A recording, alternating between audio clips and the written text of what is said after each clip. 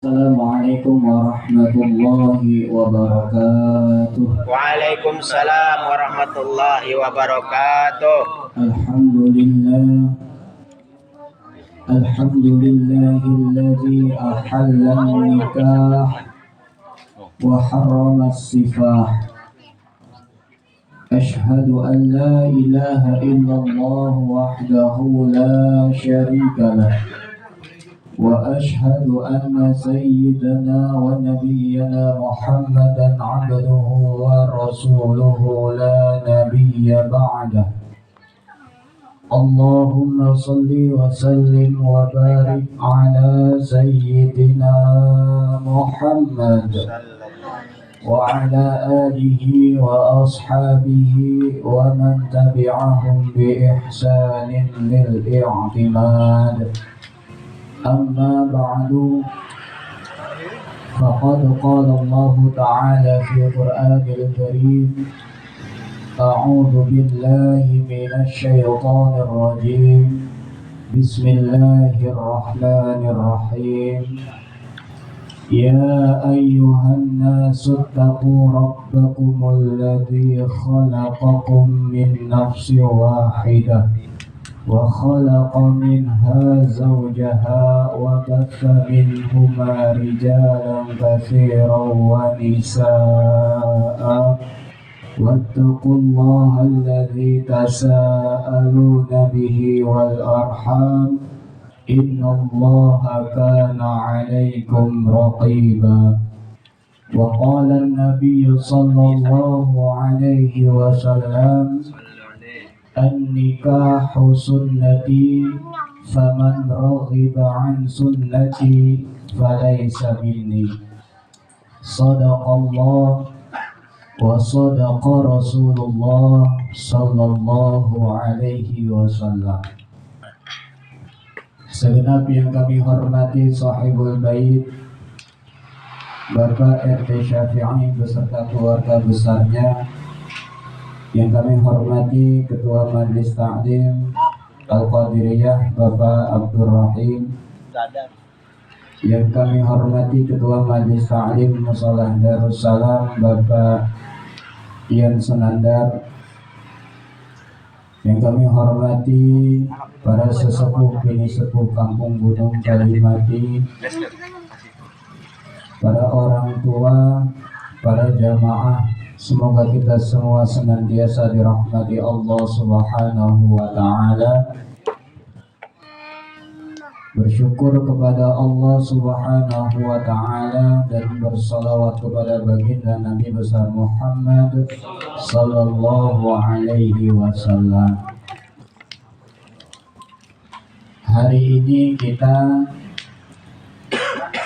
menghadiri salah satu undangan sahibul bait dalam rangka turut mendoakan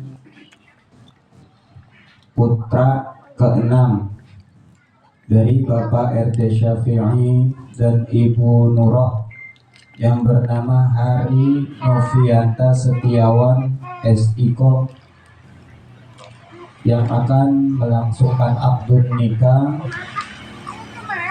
pada hari Minggu 26 November 2023. Berarti malam ini temanya tentang pernikahan. Kalau ngomongin nikah berarti ngomongin ibadah. Ngomongin nikah berarti ngomongin ibadah. Kenapa nikah itu ibadah?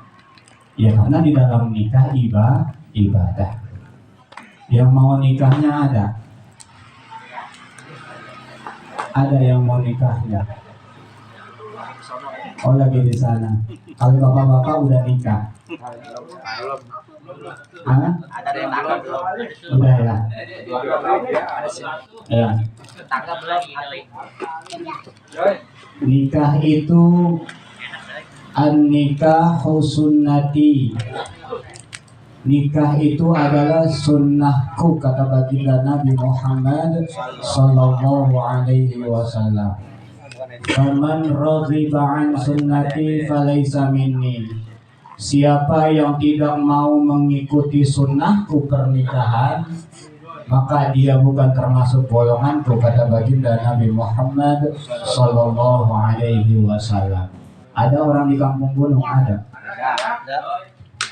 Lu gak nikah? Oh maaf, saya kuat lawan hawa nafsu saya gak bakal nikah. Ada. Setiap kita pasti punya hawa nafsu. Kita tundukkan hawa nafsu kita dengan pernikahan. Lalu di pernikahan itu ada rukun dan syarat yang harus dipenuhi. Yang pertama, berdiri ya, kelihatan ya. Rukun nikah itu cuma ada 5. Jangan ditambah, jangan Rukun nikah itu tidak ada harus S1, S2, S3, SSS-an.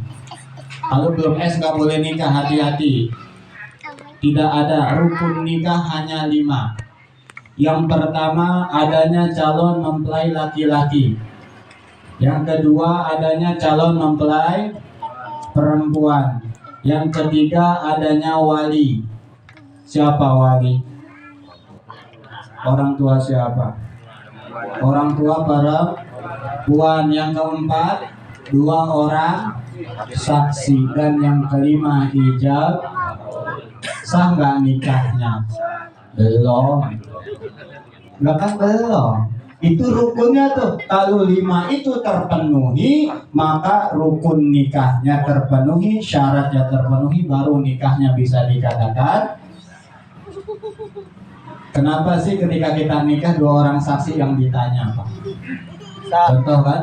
Saya nikahkan dan saya kawinkan engkau dengan putri kandung saya dengan mas kawin yang disebut tunai, kan gitu ya? Saya terima nikah dan kawinnya Fulan binti Fulan dengan mas kawin yang disebut tunai. Yang ditanya saksi, bukan wali. Bukan wali, tapi saksi yang ditanya. Artinya saksi memiliki tanggung jawab. Saksi memiliki tanggung jawab. Bagaimana saksi? Sah. Kalau kata saksi sah, sah pernikahannya. Ya kan? Sah pernikahannya. Ketika pernikahannya sah, maka pada saat itu pula tanggung jawab pindah ke pundak suami.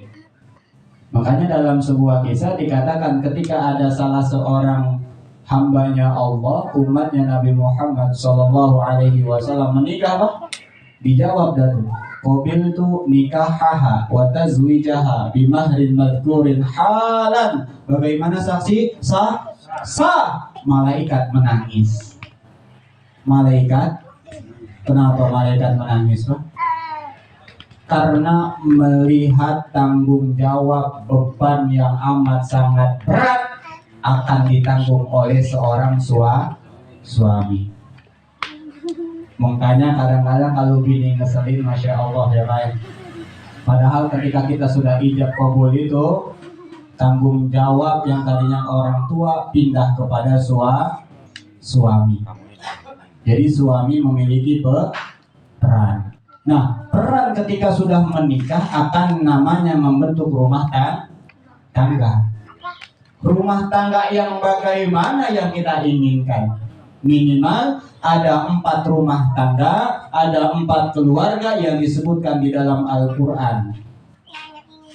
Ada 4 keluarga yang disebutkan dalam Al-Quran. Keluarga siapa? Keluarga siapa? Minimal ada 4. Ada 4 keluarga yang disebutkan di dalam Al-Quran. Yang pertama Allah menyebutkan keluarga yang suaminya beriman, istrinya pun beriman. Inilah keluarga yang kita inginkan, yaitu Nabiullah Ibrahim alaihissalam dan para istrinya. Suaminya beriman, istrinya keturunannya menjadi keturunan yang soleh. Makanya Nabi Ibrahim itu doanya Masya Allah, Rabbi habli minas solihin, Rabbi habli minas solihin. Jadikanlah keturunanku keturunan yang jadilah Nabiullah Ismail alaihi salam. Yang kedua, tipe keluarga yang disebutkan di dalam Al-Quran, suaminya beriman, istrinya tidak beriman. yaitu Nabi Lut alaihi salam. Nabi Lut alaihi salam beriman kepada Allah, seorang nabi yang diangkat derajatnya oleh Allah Subhanahu wa taala, tapi istrinya tidak beriman kepada Allah Subhanahu wa taala. Jadi kalau kita kadang-kadang nyuruh istri sholat susah, bener ya? Coba tengok sejarahnya Nabi Lut alaihi salam. Seorang nabi yang diangkat derajatnya oleh Allah Subhanahu wa taala, istrinya tidak beriman kepada apa yang dibawakan oleh Nabi Lut alaihi salam. Yang ketiga, keluarga yang disebutkan di dalam Al-Quran, suaminya tidak beriman, istrinya beriman. Siapa dia? Fir'aun. Jadi kalau suaminya kagak pernah sholat, tapi istrinya demen pengajian, berarti Fir'aun. Fir'aun itu dia gak beriman kepada Allah Subhanahu wa taala, melainkan mengaku dirinya sebagai Tuhan. Tapi istrinya beriman. Sehingga istrinya lah yang mengharumkan daripada nama Islam. Siapa nama istrinya Firaun? Mai. Pasti ikutin saya. Mai. Bukan. Namanya Asia. Makanya tadi di Maulid disebutkan Asia wa Maryam, dua wanita yang dimuliakan oleh Allah Subhanahu wa taala. Jadi ketika kita baca Barzanji disebutkan tuh Pak di pasal yang keempat. Ya, ketika Nabi hadara ummahu lailata maulidihi Asiyah wa Maryam. Ketika Nabi Muhammad sallallahu alaihi wasallam akan dilahirkan, dihadirkan oleh Allah Subhanahu wa taala Asiyah, istrinya Fir'aun yang senantiasa menjaga keimanannya kepada Allah Subhanahu wa taala, dan juga Maryam, seorang wanita yang menjaga kehormatannya sehingga mendapatkan predikat kemuliaan dari Allah Subhanahu wa taala, dihadirkan untuk menyaksikan manusia mulia dilahirkan, yaitu baginda Nabi besar Muhammad sallallahu alaihi wasallam. Ada berapa tuh? 3 ya? 2 atau 3? 3. Jadi orang kelar nih PRT. Ya. Yang pertama tadi Nabiullah suaminya beriman, istrinya beriman. Terus yang kedua, suaminya beriman, istrinya tidak beriman. Yang ketiga, Fir'aun, suaminya tidak beriman, istrinya beriman. Yang keempat, keluarga yang paling-paling, lakinya orang beriman, bininya orang beriman. Siapa dia? Abu Jahal. Abu Lahab. Abu Lahab. Namanya siapa? Abu Lahab. Abu Lahab punya istri namanya? Ya coba itu. Abu Lahab istrinya namanya Ummu Jamil. Tidak dua-duanya, suaminya nggak beriman, istrinya nggak beriman, makanya dipredikatkan oleh Allah, disebutkan oleh Allah Subhanahu wa taala, keluarga itu keluarga yang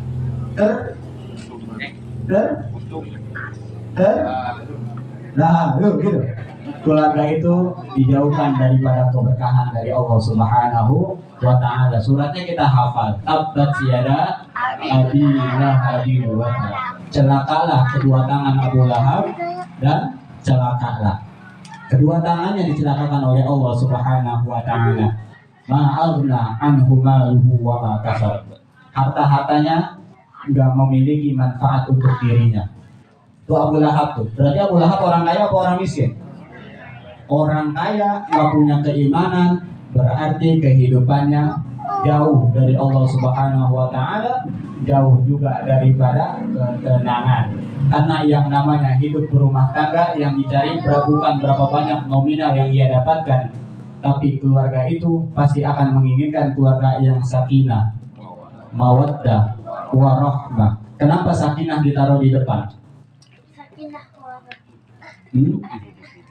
Jangan harap rahmat Allah turunkan di dalam rumah tangga kalau suami sama bini berantem baik. Sakinah artinya Sakinah tuh tempat tinggal. Pas pulang, nih kopi. Enak kan ya? Berantem nggak tuh kira-kira? Kita ngomong dah. Nih A kopinya, makasih ya, Dek. Nah gitu tuh. Baru turun mawaddah.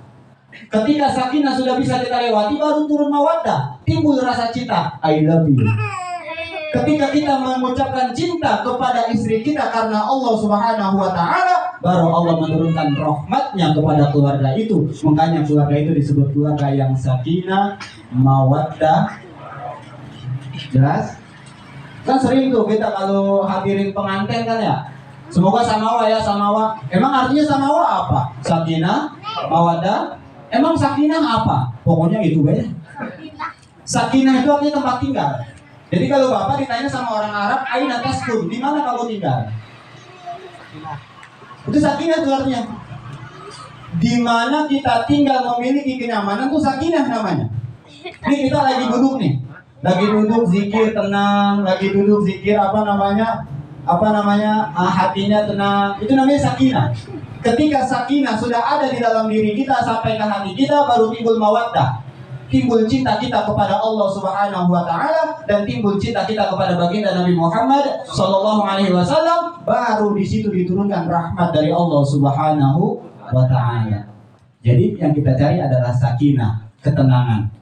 Setelah tenang baru mawaddah, rasa cinta. Setelah tenang, cinta, baru diturunkan rahmat dari Allah Subhanahu wa Ta'ala. Baru dah kita lanjutin doanya. Semoga menjadi keluarga yang sakinah mawaddah, diberi keturunan yang soleh dan pasti begitu doanya, ya kan? Bener nggak? Bapak pernah kondangan kan ya? Pasti ngomongnya gitu ya. Semoga menjadi keluarga yang sakinah, cepat diberi keturunan yang soleh. Tidak bisa mendapatkan keturunan yang soleh dan soleha kalau keluarga tidak sakinah mawaddah warahmah. Tidak bisa. Bagaimana keluarga menjadi sakinah mawaddah warahmah? Lihatlah apa yang dilakukan oleh Nabiullah Ibrahim alaihi salam. Bagaimana? Orang tua kalau pengen anaknya soleh, orang tuanya harus ibadah kepada Allah. Kalau bahasa orang sekarang, tirakatin anak. Loh kok ada ya? Anak dia seumuran nih sama anak gua. Loh kok anak dia mah pintar, lah anak gua mah rada bloon ya. Ya kan?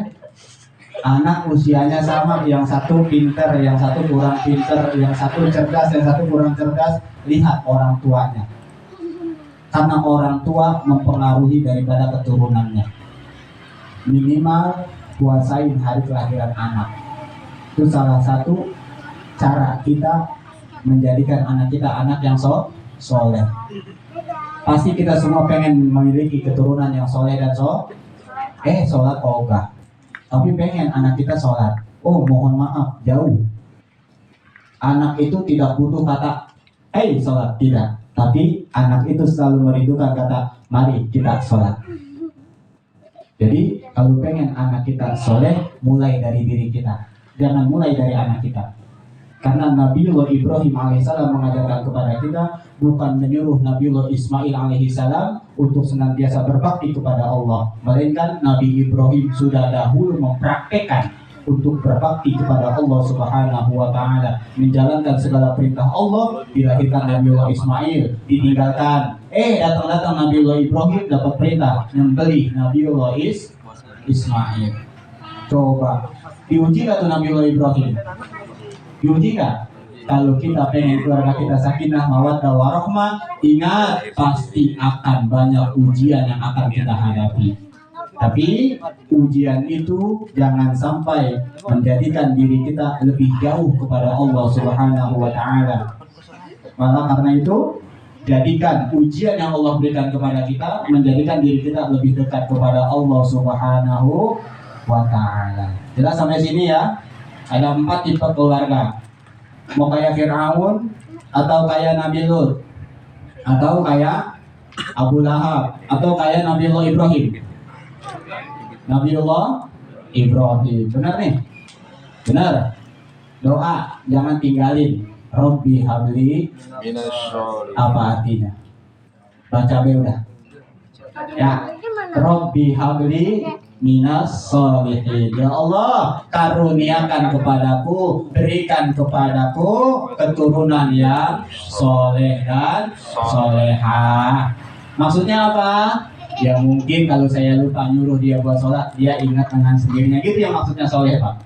Bukan besok punya anak namain soleh, bukan. Bukan. Jadi bukan nama maksudnya, tapi apa namanya, gerakan dia ketika ingin beribadah kepada Allah tanpa perintah, itulah soleh. Bapak-bapak juga begitu tuh, termasuk saya. Ketika kumandang azan sudah dikumandangkan, kita sholat tanpa adanya perintah, berarti kita soleh. Soleh itu apa? Baik. Baik itu apanya? Matanya, lisannya, tangannya. Jadi nggak bisa orang dikatakan soleh, sholat dari masjid di musola, tapi nggak mau berbaur. Oh, tidak bisa. Karena yang namanya soleh, anggota tubuhnya ini harus soleh semuanya. Matanya tidak boleh melihat hal-hal yang diharamkan. Lisannya tidak boleh mengucapkan atau hal-hal yang membuat sakit hati orang. Tangannya tidak boleh mengambil yang bukan haknya. Kakinya tidak boleh melangkah ke tempat-tempat yang tidak diridhoi oleh Allah. Itu yang dimaksud soleh. Jadi soleh itu bukan harus hanya ke masjid, tapi soleh itu adalah di dalam diri kita. Bapak misalnya nih diajakin main apa ya contohnya ya, yang diharamkan? Slot. Oh slot. Main slot yuk bentaran. Bapak nolak tuh. Nah, tapi nolaknya jangan apa namanya, jangan ngajakin berantem, nolaknya dengan tolakan ya baik. Oh enggak, saya nggak bisa atau saya gimana. Berarti Bapak sedang mengendalikan hawa nafsu. Bapak sedang menjadikan diri Bapak agar menjadi orang yang itu salah satunya. Jadi soleh itu tidak bisa diukur daripada dia berangkat ke masjid ke musola, tidak. Tapi dilihat berbagai macam bagaimana dirinya menaklukkan kemaksiatan yang berada di hadapannya. Itu yang disebut soleh. Jelas sampai sini?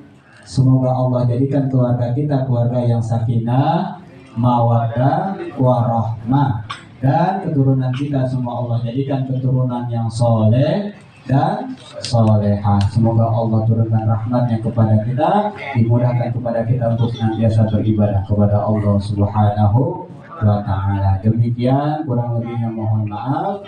Wassalamualaikum warahmatullahi wabarakatuh.